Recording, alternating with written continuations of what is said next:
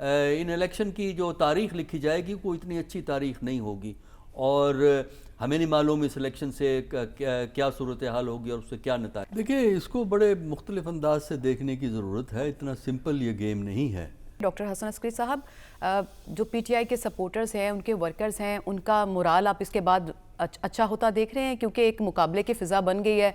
सनम जावेद जो कि उनकी एक सिंबॉलिक बड़ी इंपॉर्टेंस रही है, बंद रही हैं उन्होंने जेलों में, तो कुछ माहौल बनता अब इसके बाद आपको नज़र आ रहा है? देखिए, इसको बड़े मुख्तलिफ अंदाज से देखने की ज़रूरत है, इतना सिंपल ये गेम नहीं है।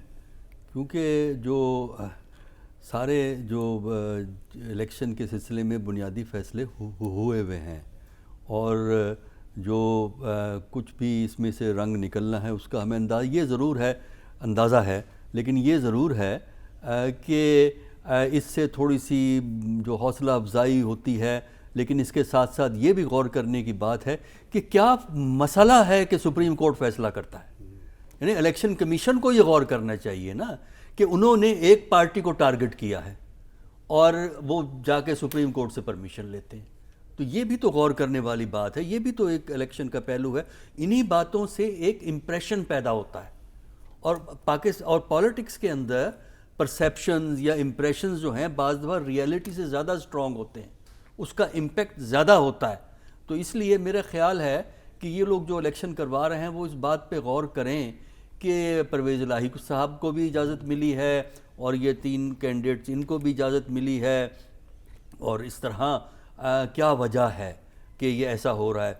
दूसरी तरफ बहुत से इंडिपेंडेंट हैं, वो इलेक्शन छोड़ रहे हैं, कम्पीट नहीं कर रहे हैं। तो इसलिए मेरा नहीं ख्याल कि ओवरऑल नेचर ऑफ इलेक्शन में कोई फ़र्क इस फैसले से पड़ेगा। हाँ, थोड़ी सी एक्टिविटी बढ़ेगी, लेकिन एक्टिविटी का अब टाइम कितना रह गया है। देखिए ना, आज क्या तारीख है, 26 तारीख है, तो अब आप इलेक्शन 6 तारीख को आपकी कैंपेन ख़त्म हो जाएगी, तो इसमें कितनी आप एक्टिविटी जो है वो कर लेंगे। वैसे भी इस वक्त एक्टिविटी लो की है, कुछ बैनर 2-4 थोड़े बहुत नज़र आते हैं, वरना तो हर महल्ले में पार्टी ऑफिस खुले होते थे, कैंडिडेट के ऑफिस खुले हुए हैं, वहाँ महफिलें जमी हुई हैं, चाय चल रही है, महफिल चल रही है, भागदौड़ हो रही है, डोर टू डोर कैंपेन हो रही है। अब ज़रा इलेक्शन कैंपेन का ज़रा मायना तो करें ना, इंडिपेंडेंटली आप स्टडी करें। जब जुलूस आ रहे होते हैं किसी लीडर के, जब वो विज़िट करते हैं, वो ठीक है, उस वक्त रौनक हो जाती है, लोग वेलकम करते हैं, लेकिन उसके बाद इलेक्शन की आपको फ़िज़ा नज़र नहीं आती। तो मेरे नज़दीक ये इलेक्शन जो है ना, इन इलेक्शन की जो तारीख लिखी जाएगी वो इतनी अच्छी तारीख नहीं होगी, और हमें नहीं मालूम इस इलेक्शन से क्या सूरत हाल होगी और उससे क्या नतीजा। डॉक्टर साहब, कुछ डिजिट्स एंड नंबर्स की बात कर लेते हैं हम। 2018 के इलेक्शन के बाद 2 करोड़ के करीब नौजवान नए वोटर्स रजिस्टर हुए हैं, और अगर हम टोटल बात करें इनकी तो 5 करोड़ 70 लाख से ज़ायद वोटर्स ऐसे हैं जो 18 से 35 बरस की उम्र के हैं। हमने देखा कि इन हालिया सालों में जो पॉलिटिकल एक्टिविटीज़ रहीं, जलसे जुलूस की सियासत हो, उसमें बहुत सिग्निफिकेंट नंबर ऑफ हमने यूथ देखा। तो क्या आप समझते हैं कि इंतखाबात में वोट की सूरत में भी ट्रांसलेट हो सकेगा ये नंबर? देखिए, ये कहना बहुत मुश्किल है, क्योंकि ये डिपेंड करता है वोटर टर्नआउट पे। अगर ये लोग बाहर आएँ और जाके वोट डालें तब तो इसका इम्पेक्ट होगा, वरना जो है 2018 में भी नौजवान मौजूद थे, इतनी तादाद नहीं थी, तादाद कम थी, लेकिन वहाँ मौजूद थे, लेकिन वोटर टर्नआउट उनका नहीं था। ये जो नौजवानों की एक्टिविटी आपको सोशल मीडिया पे नज़र आती है, फील्ड में आप चले जाएँ, इलेक्शन कैंपेन में तो कोई ख़ास फ़र्क नहीं पड़ा। इलेक्शन कैंपेन तो एक डेड किस्म की एक इलेक्शन कैंपेन जो है वो चल रही है।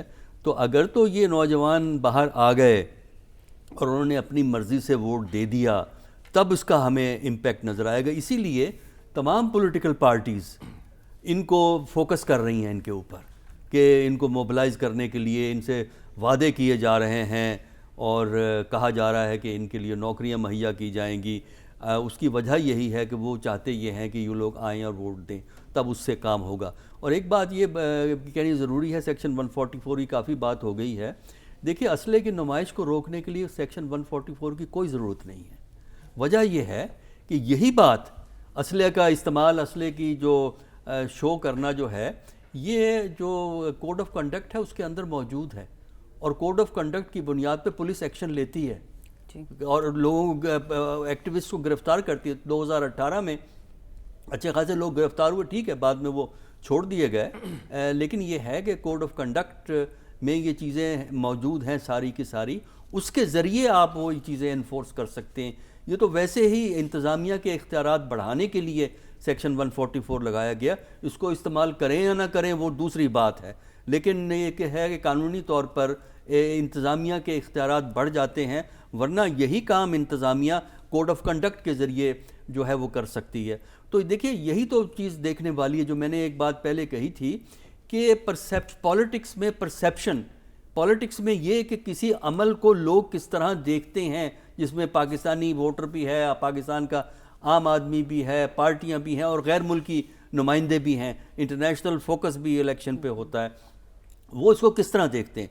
हमारे यहाँ बहुत से ऐसे इकदामात हुए हैं जिसकी वजह से इलेक्शन के बारे में बहुत से सवालात पैदा हो गए हैं, और ये इलेक्शन कैंपेन और ये इलेक्शन प्रोसेस, पाकिस्तान के जितने पुराने इलेक्शन 1970 से ये डायरेक्ट नेशनल असेंबली के इलेक्शन शुरू हुए हैं, उन सब इलेक्शन की निस्बत ये इलेक्शन बहुत डिफरेंट है। और मैनिपुलेशन, आगे पीछे करना, ये हमारे यहाँ इलेक्शनों में होता है, हमें माजी का पता है, लेकिन ये है कि जो इस दफ़ा सुथराई से काम लिया गया है, जो इस दफ़ा हुआ है, वो उस पर मेरा ख्याल है गौर करने की ज़रूरत है। ऑन अ लार्जर स्केल इस दफ़ा हमें गौर करने की ज़रूरत है, ये क्योंकि इलेक्शन हमारा है, हमारे मुल्क के लिए है, और हम चाहते हैं कि इसका एक अच्छा इंप्रेशन पड़े, इसको फेयर एंड ऑनेस्ट इलेक्शन कहा जाए। लेकिन उसके लिए आपको बहुत से इकदाम जो किए हैं, अब तक आपने किए हैं, उससे ये नुकसान पहुंचा है। अब भी इस चीज़ को डैमेज कंट्रोल किया जा सकता है, जो इलेक्शन कमीशन कर सकता है।